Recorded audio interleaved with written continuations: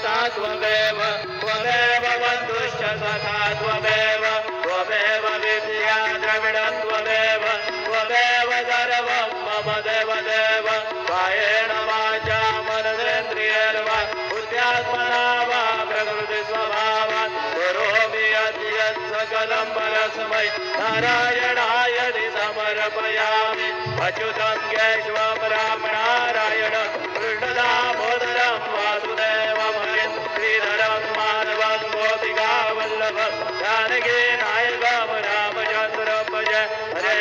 राम राम राम हरे हरे हरे कृष्ण कृष्ण कृष्ण हरे हरे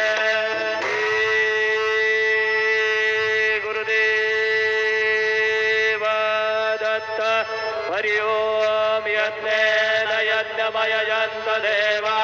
सानि धर्माणि प्रथमान्यासन् देहनागं महिमानस्य जन्त यत्र पूर्वे साध्या सन्ति देवाः ॐ राजाधिराजाय प्रसयसायिने नमो वयं वै श्रवणाय गुरमहे सवे कामान् कामकामाय मह्यं कामेश्वरो वै श्रवणो दधातु कुबेराय वै श्रवणाय महाराजाय नमः ॐ वसि साम्राज्यं भोज्यं स्वराज्यं वैराज्यं पारमेष्ठ्यं राज्यं महाराजमाधिपत्यमयं समन्तपर्याम् ईशा सार्वभौमः सर्वायुषान् दादात् परार्धात् पृथिव्यै समुद्रपर्यन्ताय एकराळनिदिदप्पेश श्लोकोऽभिगीतो मरुतः परिवेष्टारो मरुतस्यावसङ्गृहे आवीक्षितस्य कामत्रेर्विश्वे देवाः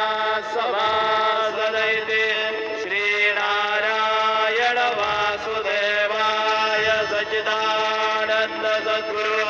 साईनाथ महाराज की जय अनंता तुला ते कसे रे स्वभावे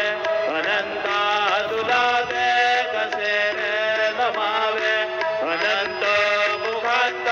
शिणे शेषगाथा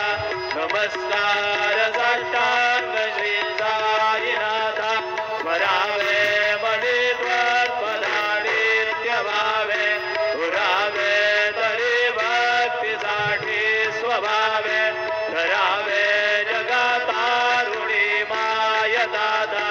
नमस्कार साष्टांग श्री साईनाथा वसे जो सदा धावया संतलीला दिसे आद्य लोकांत परितो जनाला परी अंतरी ज्ञान कैवल्य दाता नमस्कार साष्टांग श्री साईनाथा वराला दला जन्महामानवाचा घरासार्थका साधने भूत साचा गुरु साई प्रेमा गळाया हंता नमस्कार साष्टांग श्री साईनाथा धरावे करी साधन प्रज्ञ बाला धरावे अमाधन्य जुंबो निघाला मुखी घाल प्रेमे खरा ग्रास आता नमस्कार साष्टांग श्री साईनाथा सुरादी गजांच्या पदावंदिताती शुकादी गजांचे समानत्व देती प्रयागादि तीर्थे पविनम्र होता नमस्कार साष्टांग श्री साईनाथा तुझ्या पदा पाहता गोपबाली सदारंग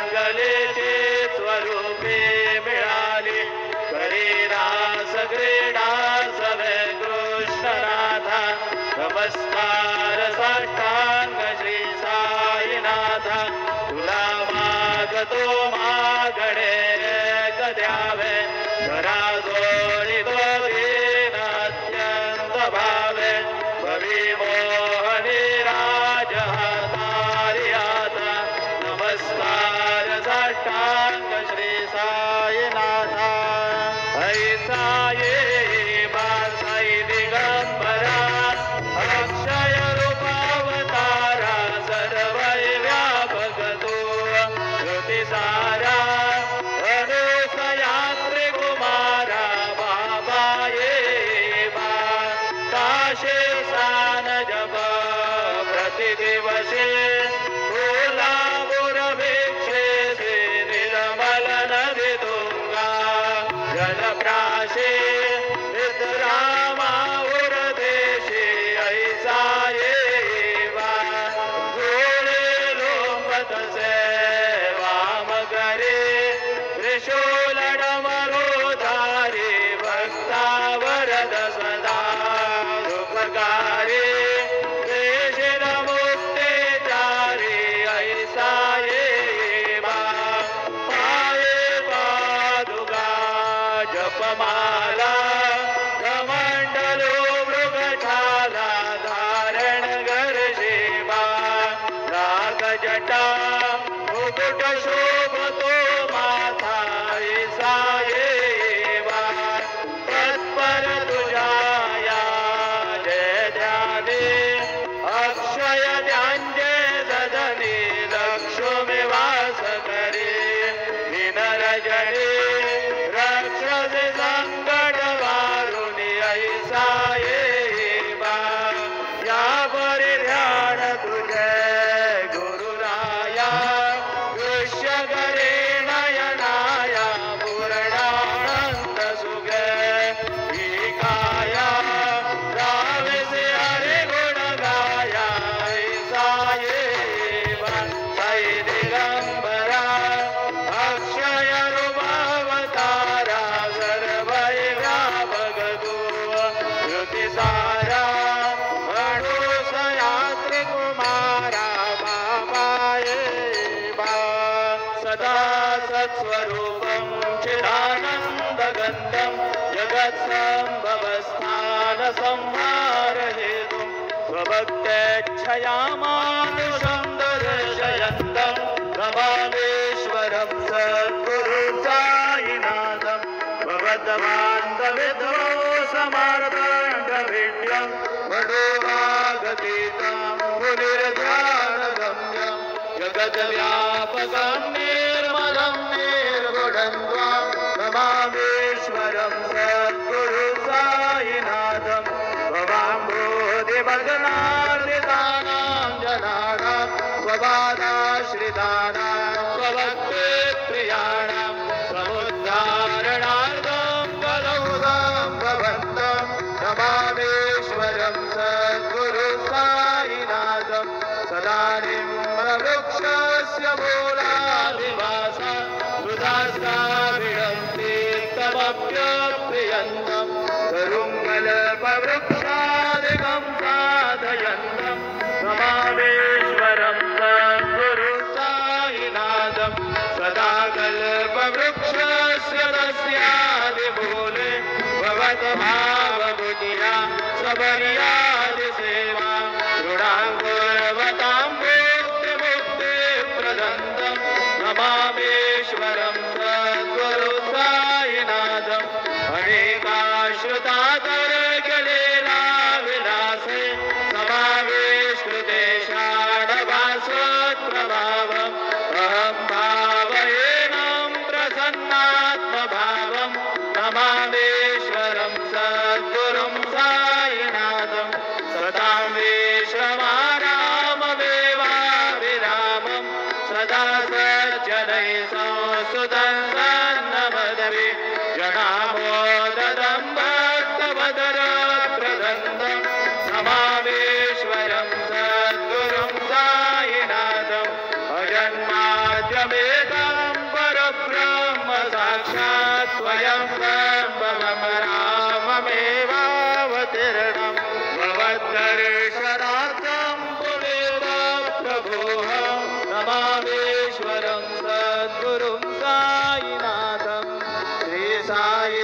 रूपाणि देखील नृणां सर्वार्थ सिद्धप्रद युष्मत्पादरज प्रभावमतुलं दातापि वक्ता क्षमः सद्भक्त्या शरणं कृताञ्जलिपुट सम्प्रार्पितोऽस्मि प्रभो श्रीमत्साई परेश पादकमला नान्यच्छरण्यं मम साई रूपधर राघवोत्तम भक्तकाम विबुधध्रुवं प्रभो माययोपहतचित्तशुद्धये चिन्तयाम्यहर्निशं मुदा शरत्सुधांशो प्रतिमप्रकाश कृपातपत्रं तव सायिनाथ त्वदेयपादाब्जसमाश्रितानां स्वच्छाययातापमपाकरोतु उपासनादयेव तसायिनाथ सवैर्मयोपासनिना सुतस्त्वं रमेन्मनोन्मे तव पादयुग्मे भृङ्ग यथाब्जे मकरन्दलुब्धः अनेकजन्मार्जितपापसंशयो भवेद्भवत्पादसरोजदर्शनात् क्षमस्व सर्वान् अपराधपुञ्जकान् प्रसीद साई सद्गुरो दयाये श्री साईनाथ चरणामृतपूर्णचित्ता तत्पादसेवनरता सततं च भक्त्या संसारजन्यदुरितोद्भवनिर्गतास्ते कैवल्यधाम परम समवाप्नुवन्ति सूत्रमेतत्पठे भक्त्या यो नरस्तन्मना सदा सद्गुरु साईनाथस्य कृपापात्रं भवेत् ध्रुवं करचरणकृतं वा कायजं गर्भजं वा श्रवणनयनजं वा मानसं वापराधं विहितमविहितं वा सर्वमेतत्क्षमस्व जय जय